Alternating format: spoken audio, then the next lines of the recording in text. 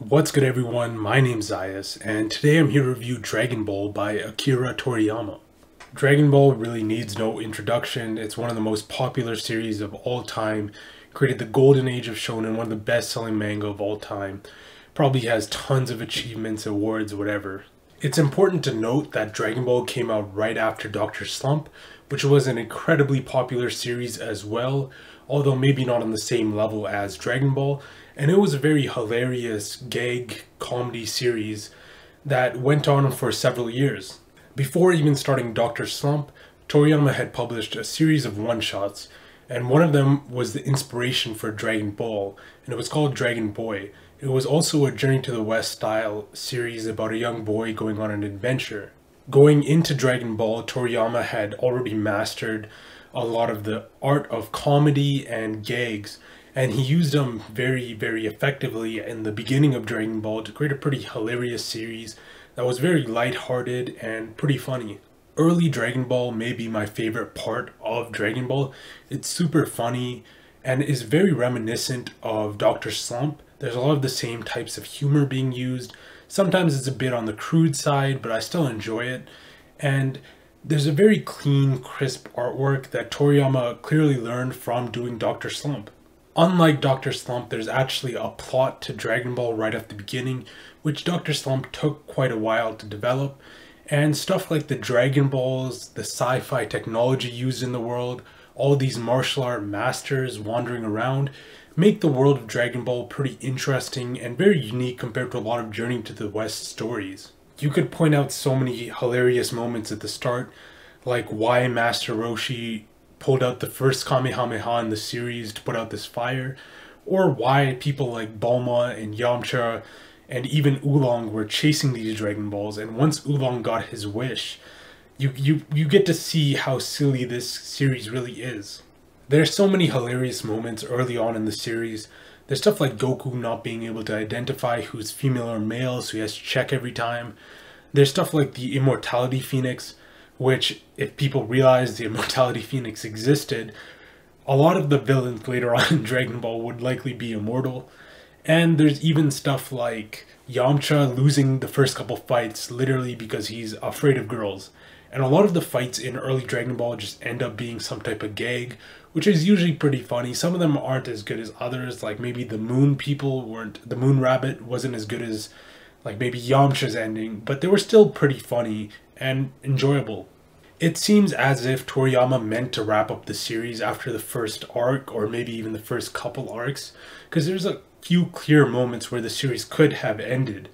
But I think the editors decided to tell Toriyama to keep going, at least that's my understanding of it, and he ended up creating more of a battle shonen later on. Now, there's funny parts even in the first tournament, like Krillin playing rock, paper, scissors with Master Roshi to see who would win. But my favorite part of that tournament was actually Bacterian. Now, Bacterian is the OG Smash player before Smash players were around, and may have been the inspiration for the game.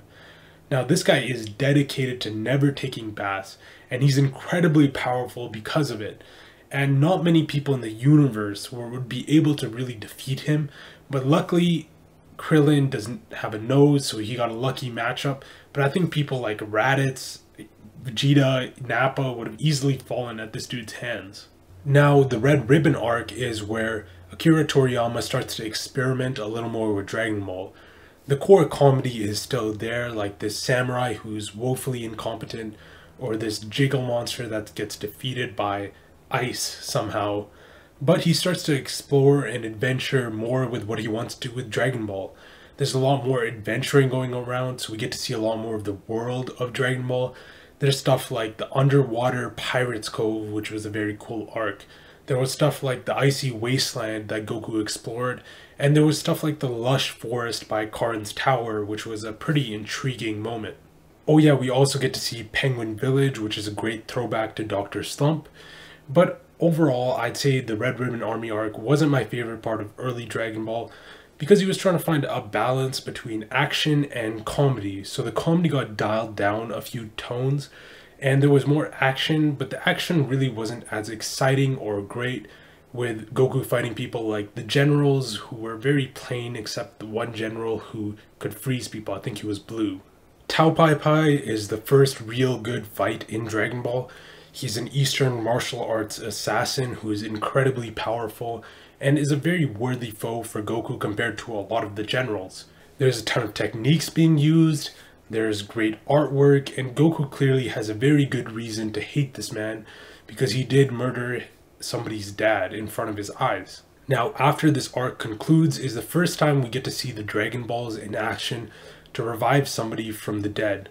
And although this time it's very acceptable because it took Goku something like 30-40 chapters to gather these Dragon Balls, and he managed to revive one singular person, later on in the series we get to see the Dragon Balls become more of a problem and hinder the story writing because several million or even billion people could die and they could just be brought back, so the value of life is greatly diminished later on. Well, the problem's not really here yet, so it doesn't really matter. And in the next Tenkaichi, we get to see Ten Shinhan, who's another one of the great characters introduced early on in Dragon Ball. I'd say he's a much better character than Yamcha, where Yamcha was more of a gay character. Tien Shinhan is extremely powerful. He has a variety of techniques. He has a cool design, clearly in line with a lot of the Journey to the West themes that early Dragon Ball had. And then we get into Demon King Piccolo, which is when Dragon Ball really started to take itself a lot more seriously. It is the first arc where there's a big villain with a lot of build-up between Goku and Piccolo. Piccolo is extremely well designed, and one thing that I really enjoy that Toriyama does with all of his villains from this point on is that he parades around how powerful and how hard it would be to take these villains down. And I think he does that with every single villain until the end of Dragon Ball from this point. A lot of the appeal of Dragon Ball is just that these enemies are super exciting and interesting to be fought against. On top of that, Piccolo has a very interesting design, which is pretty great, especially considering that he goes into his youthful form, which should be even harder to defeat. Goku has a very clear reason as to why he wants to defeat Piccolo with the death of Krillin, and the fight between these two is pretty epic. There's lots of back and forth with a lot of creative techniques on the side of Goku, and a lot of very cool, large explosions on the side of Piccolo, which is the first time we see techniques that were this destructive and immense. The arc ends with this panel right here, and I'd say this panel is one of the 3 best panels in Dragon Ball, along with the iconic Kamehameha, and the time that Frieza was finished off by Goku. Even with all these good things, a very fitting ending, a great villain, there was still a little bit of a problem here for me. And that problem was that Goku had managed to defeat Piccolo through this power boost. Now, when Toriyama's hyping up his villains, making them super powerful and dangerous, it's obviously expected that the protagonist won't be able to beat them unless they acquire some new power. Now, in this form, he got this water, which is very, very dangerous and caused him to nearly die. So at least this power boost was in some form warranted because he neared death and it was a very difficult situation to be in. But some of the later power boosts that happen are very, very questionable, and I'd say he sets up for those in this arc. And although Piccolo was a great villain, there were clearly ways to make more exciting villains like the Frieza arc and the Saiyan Saga arc, which Toriyama discovered very quickly. Also, I'd like to mention that Piccolo, or Piccolo Jr. or Ma Jr., whatever you want to call him, ends up becoming one of my favorite characters in the series. He's super level-headed and calm, which really can't be said for any of these other characters who are either really angry or really dumb. Also, he ends up being a better father than Goku, which is pretty impressive considering he's supposed to be evil incarnate. Now, the Saiyan Saga arc ended up becoming one of my favorite arcs, and this is because he gets even better at teasing us with powerful enemies. Raditz appears, and Goku and Piccolo have to take off their weights, and Raditz measures their powers, which are slowly increasing, and both of them combined can barely eke out a victory over Raditz. And right after we discover that both Vegeta and Nappa are much more powerful than Raditz, so they're going to have a very, very hard time dealing with the two. I'd say part of the reason why I like the Saiyan Saga so much is there's so many cool techniques being used in this arc. There's stuff like Krillin's Destructo Disc, which is his signature move, extremely memorable, a pretty cool move. There's the move where Krillin splits up all his ki blasts. There's stuff like Piccolo's special beam cannon, which is one of my favorites in the entire series, and tons of other moves like the Kaioken, Chiaotzu's self-destructing, stuff like that. There's tons of techniques, and I think that's what he focuses a lot on during this arc. It's also important to mention this is the advent of power levels in Dragon Ball, which end up becoming very, very important to Dragon Ball and being a little bit of a flaw in Dragon Ball. In the short term, power levels are very exciting. You get to compare everyone's power levels, see how strong they are, and then see how strong the enemy is, which makes you even more excited for the battle. And there's tons of hype moments like Vegeta yelling he's over 9,000 or 8,000 depending on the translation. On the other hand, it means that everyone besides the protagonist is useless in every single fight in Dragon Ball. Tien Shinhan, Yamcha, Chiaotzu, they're all useless in this fight. And you have a couple people like Gohan, Krillin, and Yajirobe who managed to be involved to some degree, but really it's a lot less than Goku. And it's sad to see a series with so many well-designed characters who have incredible techniques just be pushed to the side, never come back, and never get a chance to use a lot of their techniques again. Now, all that being said, this arc is still great. Goku ends up arriving late, which gives the Z Fighters at least some time to get some action. And when he arrives, he whoops Nappa's ass, which resulted in the great moment I mentioned earlier. And afterwards, we get into the fight with Vegeta, which is one of the best fights in the series. Not only is Vegeta several times more powerful than Goku during this fight, he's also extremely similar to Goku in a lot of ways, in that he's a Saiyan who loves battle and wants to become stronger. The whole alien element of Dragon Ball Z was also incorporated really smoothly, I should add. It feels supernatural and also gives you excitement as to what's out there besides Vegeta and Nappa. The fight between Goku and Vegeta was incredible, and it's probably the only fight in Dragon Ball where Goku really loses a 1v1 and needs other people to help him out. There's techniques like the Spirit Bomb involved, there's Vegeta creating his own moon to go into the Great Ape form, and Gohan also following suit. It's an epic back and forth with exciting moments left and right. Now, the ending here is a little bit suspect. Now, I mentioned earlier that Goku is a Saiyan who loves to fight. Now, this wasn't really the case before this arc. This only really ended up happening during the Saiyan Saga arc. At the end of the series, he says that he loves to fight and would love to fight Vegeta again, which is one of the dumbest moments in the series and is probably the part of the series where people start to perceive Goku as a very dumb character, because it's a poor decision to make somebody who will probably murder the entire human race and you just let them go free. Now we get into the Frieza saga, which takes and builds upon everything good about the Piccolo and Saiyan saga yet again, like the Saiyan saga did with the Piccolo saga. And this time we're introduced to transformations, and transformations end up being very exciting during the Frieza arc. Along with transformations, we get a little bit of comedy back, which has been missing since the Demon King Piccolo arc, and it was pretty enjoyable to see the Ginyu Force in action, who are both powerful and very funny and eccentric and weird. I should also mention that the character design and general artwork is as clean and crisp as ever. In the Saiyan saga, there were some great character designs with characters like Raditz, Vegeta, and Nappa, and now in the Frieza arc we have characters like Zarbon, Frieza, and Ginyu, who also look pretty incredible. Now, I really enjoyed the look of these transformations and how exciting they were that characters were hiding transformations.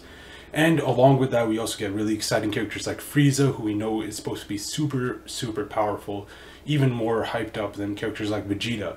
But there's a few problems here still, and that comes in the form of Zenkai boosts and power boosts, which happen throughout this arc. Now, Guru's power boost is one of the most egregious ones in the series, and all he has to do is put his hand on your head and you become much, much more powerful. Now, this feels a lot less earned or deserved than I feel power should be when given to characters. It doesn't feel like they've earned their right to battle Frieza, just been handed some free power because the story needed them to become more powerful. Zenkai boosts are another part of the story I thought was super counterintuitive. The characters become stronger by getting closer to death, and it's not necessarily being involved in a lot of fights or anything, it's just literally getting hit really hard. So characters could probably infinitely power themselves up by hitting themselves, and I don't know why they don't do this later on in the series, but it seems like a bad way to go about making your characters more powerful and just counterintuitive. This arc was still really entertaining regardless of the downsides, because there was a lot of great stuff about it. There was several different powers competing with each other for the Dragon Balls. You had Vegeta, you had Goku's group, and you had Frieza's group. Now, on top of that, there's also stuff like the Ginyu Force, like I mentioned before, who were incredibly entertaining, with characters like Raccoon having memorable moments, unique abilities, like his eraser cannon, and that one time he gets his jaw kicked in while performing it, which was a pretty great scene. And ultimately, the best part of this arc is the Frieza fight. Now, I like how everyone was involved, not only in the Ginyu Force fight, but also the Frieza fight. You had Krillin, Gohan, and Piccolo, although they were very weak, so it's very difficult to get them involved because Frieza is supposedly more powerful, much more powerful than Goku was on Earth. Goku shows up late again so that the Z Fighters can fight again, and I'll say it's acceptable this time, but if he does it any more times, it may be a bit of a problem. So the transformation that Frieza undergoes were incredibly cool looking. He had a lot of different abilities in his different forms, like his finger beam or his horn attack in his second form. In particular, I really enjoyed his second and fourth form. I thought they looked incredibly cool. Goku going Super Saiyan was one of the best transformations in the series. There was a very adequate build up to this transformation. People were hinting about it during the entire series, like Vegeta and Frieza, and Krillin's death was what ultimately caused him going Super Saiyan, and it was a pretty brutal death at that, which is very understandable considering he just watched his friend get murdered in a very cold-blooded manner. The fight again was very exciting. There was tons of build up to it. There was lots of cool attacks being used, although maybe not as much as the Saiyan Saga arc. The ending to this arc is very fitting and very well could have been the end to this series, and I think Toriyama wanted to end it again here. I think he wanted to edit a lot of points in Dragon Ball, but at this point, I believe it was his editors that made him keep going and told him how to write the next arc. I believe Toriyama wanted 19 and 20 to play a bigger role in that arc of Dragon Ball, but his editors told him he wasn't cool looking enough and to focus more on Cell. Now, I think this arc is probably the worst arc in Dragon Ball, and I could say that maybe because his editors interfered too much, but who knows, maybe this arc was just going to be bad regardless. Now, in terms of the artwork, it actually looks great as ever. Trunks has one of my favorite character designs in all of Dragon Ball. Cell has cool looking transformations, although his second transformation is very suspect and not as impactful as a lot of Frieza's transformations. The two parts of this arc I did enjoy were Tien Shan doing his Kikoho on Cell, along with Hercule being introduced as this gay character. Once again, Toriyama going back a little bit to comedy, and every time he does, I find it very enjoyable. I didn't feel the Cell games had a lot of tension or anything leading up into it because Goku had known that they were going to be able to take Cell down. And when Gohan goes Super Saiyan 2, it seems very reminiscent of the Frieza arc, and it doesn't stray too far from a lot of things that happened in the Frieza arc. It seems like a very lazy and poorly thought out arc, and I just didn't enjoy it as much as any other arc in Dragon Ball. A lot of it also has to do with Gohan not being that great of a character. Now, Gohan becomes a much better character later on in the Majin Buu arc, but at this point he had no personality. His only personality traits were acting like a very standard child, and making a child your protagonist and that's his only personality trait doesn't really sit well with me. At least with Goku, you know that him and Krillin have had friendship for hundreds of chapters and are really close, so that when Goku sees Krillin blow up, he gets understandably very upset. Vegeta joins Tien Shinhan and Yamcha in being super useless in this arc. He was probably more useful than Yamcha, but Vegeta just gets his ass handed to him, which is sad to see, but that's the fate of most side characters in Dragon Ball. With Gohan, it feels more like a tantrum. They could have implemented some stuff about how Gohan was raised poorly by his dad and his mom, who is a horrible character later on in Dragon Ball, by the way. But instead, they just let Gohan be very standard and plain. The power of Cell isn't as exciting as someone like Frieza or Vegeta, because he's just not hyped up as much. The only time we really get to see what Cell's power is like is when Goku compares himself to Cell and says, "Yep, I'm weaker than him," but he seems super calm when saying this. So we know it's not like the end of the world or anything. So Cell doesn't seem like a super exciting opponent that's going to be hard to take down like Frieza or Vegeta. There's a very clear overuse of transformations in this arc. A lot of the transformations are the same stuff we've already seen. There's way less build up to a lot of these. Trunks and Vegeta just went Super Trunks and Super Vegeta with just no build up at all, so it wasn't that exciting to watch. And there's transformations like Super Saiyan 2, which I thought were overdone, and Piccolo fusing with Kami, which was okay because Piccolo got to be back in the series, but at the same time it's just the same thing that he had done with Nail in the previous arc. But a lot of the generic shonen tropes that Dragon Ball had been building upon sort of boiled over in this part of the story. There's so many things going on, like transformations, power boosts, a lot of the same stuff that happened before in the series, and a lot of it feels so repetitive that it's hard to enjoy this arc. The Majin Buu arc focuses a lot more on gags and comedy compared to the other arcs, and I think Toriyama was allowed to be more creative and expressive in this arc. Now, this next arc is actually a lot more enjoyable, but I would say it carries over a lot of the poorly done things in the previous two arcs. Everything they did before still applies here, so I won't go too much into the excitement and power of the villain, but I will say that Buu is one of the most weird, eccentric, and enjoyable villains that Dragon Ball has. He's the most distinct from the rest of the villains, and he has a lot of silly, goofy moments compared to people like Cell and Frieza. It starts off with Gohan, who finally has a personality, and he's very silly, goofy, a nerdy type of character who's also not that smart in the ways of the world, which is entertaining to watch as he becomes the Great Saiyaman, a very horrible looking character, but probably a well-designed one because I'm sure he was meant to be horrible looking. Now, there are some more transformations in this arc, and they are very different from a lot of the other transformations. I mentioned I didn't like Super Saiyan 2 because it felt so similar to Super Saiyan 1, and it was literally just Gohan getting really angry. Now, stuff like Super Saiyan 3 I really enjoyed because it shows that Goku just trained for this form, and he also had to use it in a very dire situation where they really didn't have much more time with Goku on Earth, but he had to pull it out just so he could have a chance of stopping Buu.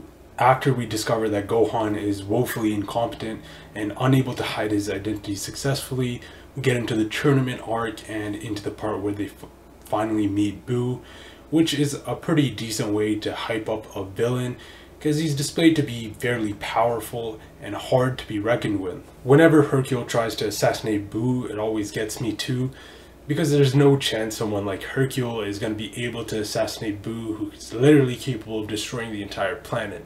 Now, Buu also is shown to have a lot more personality than some of the previous villains, like Vegeta or Frieza or Cell, because a lot of these people were just pure evil and just meant to destroy the whole world, with the exception of Cell, who just lived to fight.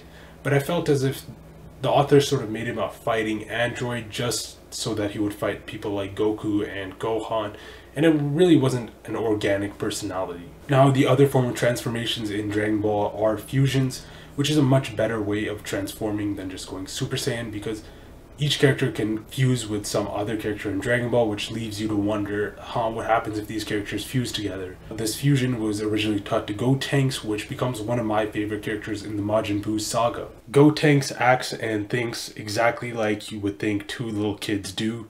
He's very stupid and has very entertaining techniques, to say the least. Piccolo got rid of his technique super easily, but since Buu was a little bit on the dumber side, he didn't pick up on it as quickly.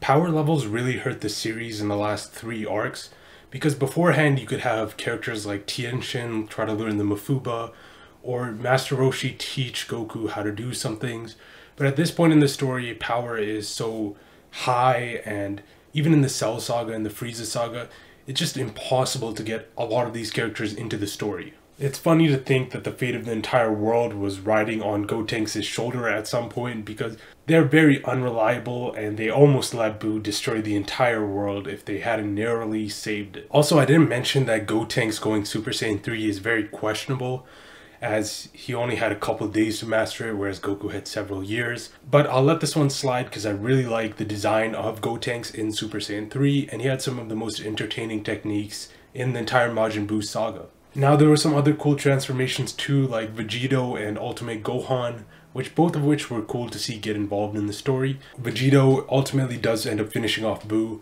Oh, and not to mention Buu's transformations are a lot more meaningful and impactful than some of the previous transformations like Cell's, because Buu's transformation actually changed his personality and character with different people being inside of Buu and him absorbing different people. Him going back to Kid Buu is a pretty exciting moment, but it's also very different from the previous arcs because Kid Buu may have not even been the strongest form of Buu in the series. He's an undeniable threat to humanity and he wiped out the entire population of the Earth, but his antics are actually quite hilarious.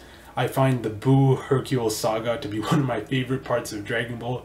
It's quite funny how one of the weakest men on Earth manages to bond with this creature who's capable of destroying it and somehow become best friends. The ending is a very standard Dragon Ball ending, just a spirit bomb to finish things off. And I do like how they got Hercule involved with all the people of Earth to get their energy.